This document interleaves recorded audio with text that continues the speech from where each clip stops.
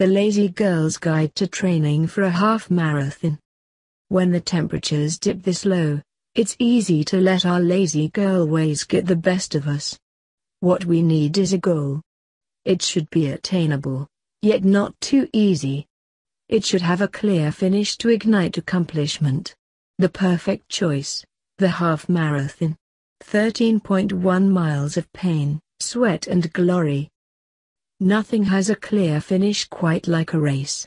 A half marathon goal is exciting for most people and it keeps them more motivated, says Lori Villarreal, a running and lifestyle coach who provides training plans and guidance for runners and non-runners alike.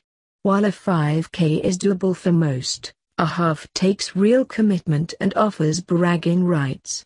Join us as Villarreal provides some of her training tips, free of charge. Mark your calendar. If you were planning on an April half, it's time to push your finish line back a bit. A 12-16-week training plan is about average. 12 would be for someone who's already a runner and 16 would be for someone who's starting from scratch. Training can even go 20-22 weeks if you're starting from ground zero. The muscles need enough time to build up to the distance.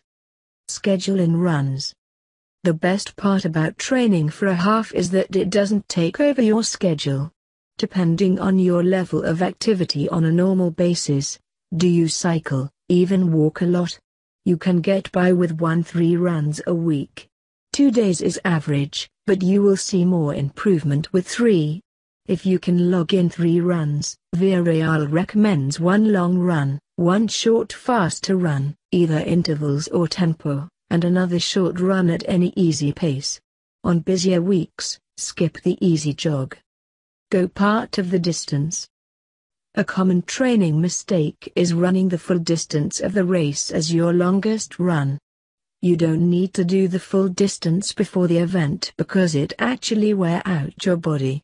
For a half, she recommends finishing with an 11-mile training run. Some people may feel more mentally prepared having done the full distance one time before, but you don't physically need to. With proper training, you'll have enough physical endurance and strength to add 2 more miles on race day. And take it slow. The biggest mistake I see is people running their long runs too fast. The purpose of a long run is to put more time on your legs and build endurance and to train a different energy system. Essentially, you're training your muscles to move past the moment of total exertion, which you'll more than likely experience during the half. A faster pace focuses the muscles on providing a quick turnover instead. You're tiring your body much more than if you were doing a long, slow run. You also risk getting injured more easily because your body is exhausted from heavy training. Add in cross-training. Even with just 3 runs a week, your body will need a break from the pounding. If you can do any kind of cross-training, that's great, regardless of what it is. But if I'm going to pick one, I'd say strength training. Whether you lift or take classes like Pilates or yoga, the activity will work different muscles as well as provide the necessary cardio. Once a week is sufficient, although you will see more benefits from twice a week. Practice fueling. If you're going to be running more than 90 minutes, you need to think about fueling about 30 minutes before you get to that 90 minutes. This puts you at the hour mark, which is when your body starts to tire and your tank needs more energy. On runs over 90 minutes, plan to practice refueling with gel or sports beans. Purchase spandex with easy-to-reach pockets or even store it in your gloves. Don't give up. If you experience a bump in your training, the flu, a busy schedule, don't let it deter you. Your body is still strong if you've consistently been running. A week or 2 is not going to affect you that much. The only time you should consider pushing your race back is if you've suffered a running injury.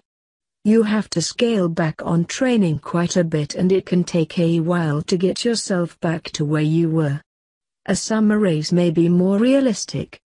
Bottom line, keep going.